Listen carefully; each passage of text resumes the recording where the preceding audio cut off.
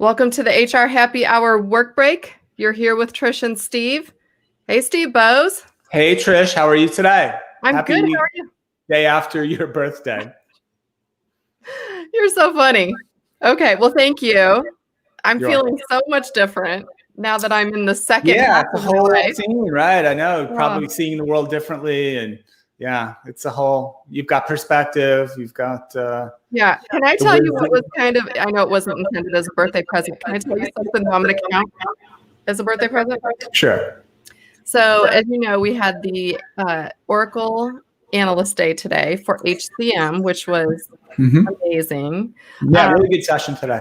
And some of that was stuff that was shared at Oracle Live, which people can still go out and see the replays. So head on over to the Oracle site. But what was fun was we got to do the challenge of using their mobile application and go through it. And did you notice that you could be me? You could choose to be Trish McFarlane. I did not notice that. Well, I did it, but I was like Pablo, or was my character. Oh, you picked an employee. If you had picked to be one of the managers, of the managers that was written in there was me. Oh, wow. Okay. I thought that was pretty fun. I thought that made my day. I was like, oh my God. I looked at the names of the I call them characters, whatever, the fake, the dummy, the fake employee profiles I set up, and I picked the one with the coolest sounding name, so I went with Pablo. That's good. Yeah, I picked the manager route, and it was fun, and I was one of them. So good. I thought that was great. So thank you, Oracle, for putting me on the little challenge we got to do today. Yeah.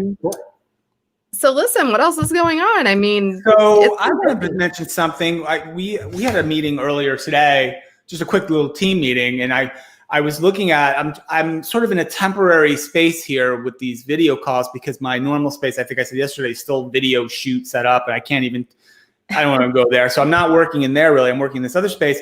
And I get, like always, right, you got to get the pile of books going to get the computer at the right level so it's not staring right up your nose, right, when you do video calls. So earlier today, I looked at the pile of books holding up my laptop now, and this book was in the pile. And I said, and I just realized I hadn't read it in a long time. This is 100 Years of Solitude, Gabriel Garcia Marquez. And we were talking about it a little bit earlier. And I don't think either you or Karen had ever heard of the book, maybe. No. And I went on and on about how this is the greatest book ever, blah, blah, blah.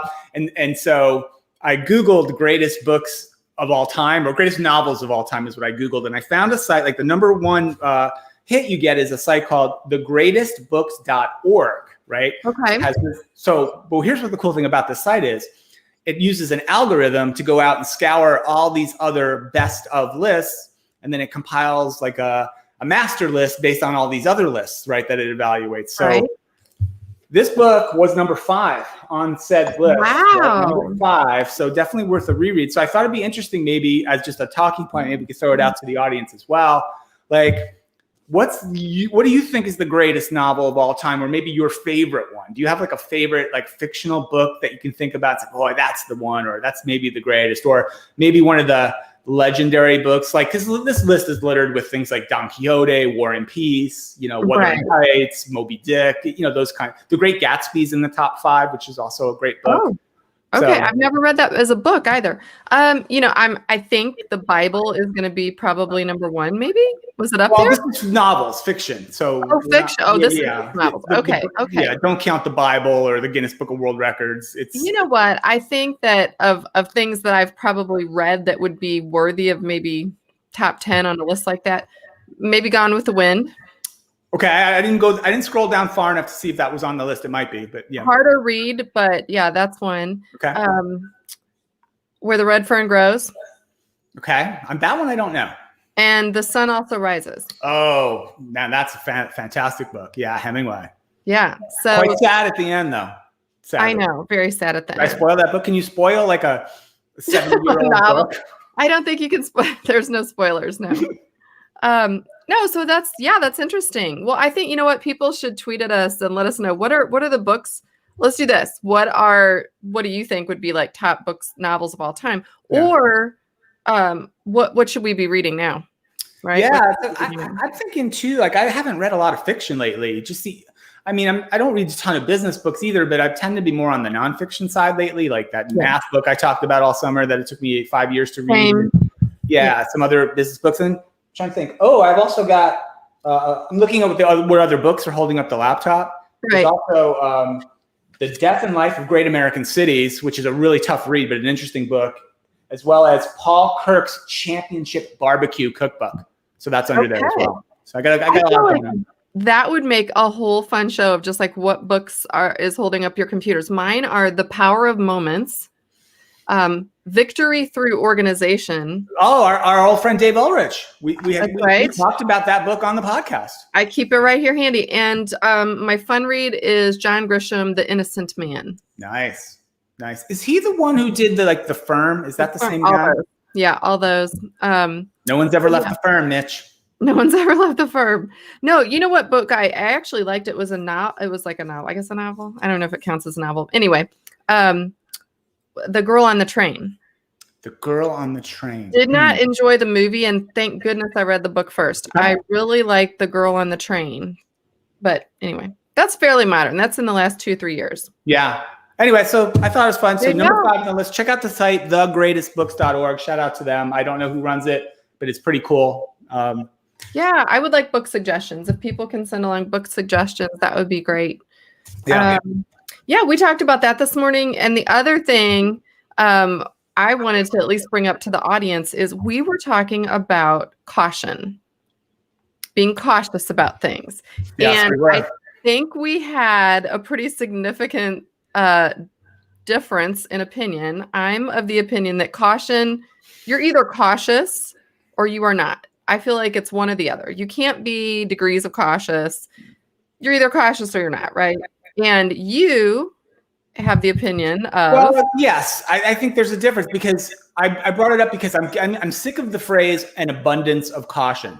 Because no matter what we're talking about these days, and it's largely pandemic related and COVID related things like, the drive-in movie theater was closed out of an abundance of caution. Everything's an abundance of caution. We're moving right to abundance. And I feel like if we're jumping right to the abundance, then we have no levels of escalation of additional levels of caution should we need them. So if the abundance of caution is not enough caution, that's how bad it is. We're kind of screwed. Like, where are we going from there? So I would like someone to say, we've closed down the local Dairy Queen just with a minor level of caution. We're going to take a little bit of caution here, and just in case, so we can move to the abundance later. Like if things really go to hell. So that's what I think. I don't know. I don't think you can be a little bit cautious. I feel like if you're cautious, you're cautious. Well, how about, all right, let me give you an analogy. Let's talk about driving a car. So there's a lot of things that can go wrong when driving a car, and there's a lot of steps you can take to try to prevent many of those things from going wrong. So you could drive the speed limit. You could wear a seatbelt. You could signal all the time. You could make sure the air pressure in your tires is right and your brakes are checked regularly. So if you do all of those things, right, that's an abundance of caution. If all you do is, I'll throw my seatbelt on and hell with the rest of it, that's a tiny little bit of caution. So that's what I think I've got you now in the crushing grip of reason on my argument. Okay, I guess. I don't know. I just don't think that's, I just think you're cautious then. If you put a seatbelt on, boom, you're automatically in the cautious bucket. Yeah, you're cautious. It's not abundantly cautious though, I don't think. It's just, anyway. All right, so we want to get rid of abundance of caution. Yeah, I'm sick of abundance. I'm sick of the new normal. Could people just stop that?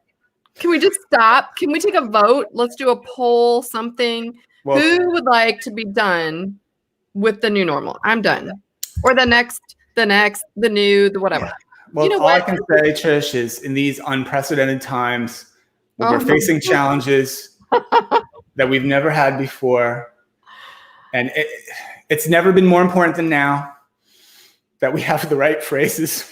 Oh my goodness, right? I think, look, it's just life. This is life. This is what we're doing. We're living it. Every day it could change. I feel like the pandemic came upon us so quickly, actually, that, if you told me purple cows are going to start falling from the sky in a week, I might actually give it a second thought and think like that's possible at this point. That reminds me of that children's book. You ever read that children's book, Cloudy with a Chance of Meatballs, right? That's the stupidest title for that book. Because if that was really happening, wouldn't the title be like, oh my God, meatballs are falling from the sky? Like that's the title. I just hope everyone's taken abundance of caution and made lots of pasta to catch the meat. Well, in these unprecedented times, we may see meatballs falling from the sky. Who knows? I wish they would. That would be amazing. If food would fall from the sky, I would love That would it. be pretty good, actually. Anyway, hey, listen, All right. I have to go because I am actually going on a girls' trip. A girls' trip. I'll report back tomorrow. Live. Yeah, I guess I didn't get my invite. That's okay. No, you did not. Live from a secret location. Yeah, do undisclosed. Let that lay out there for a bit. Absolutely. Undisclosed location. All right. We will catch everyone tomorrow. Thank you as always for listening in. We do appreciate it. We appreciate all of your emails, cards, letters. Keep them coming. Smoke signals, whatever you need to communicate with us. No, seriously. I got a fax the other day. Did you? No. Look at that. I love it. I love it. Anyway, we will check in with you all tomorrow. Bye for now. Bye for now.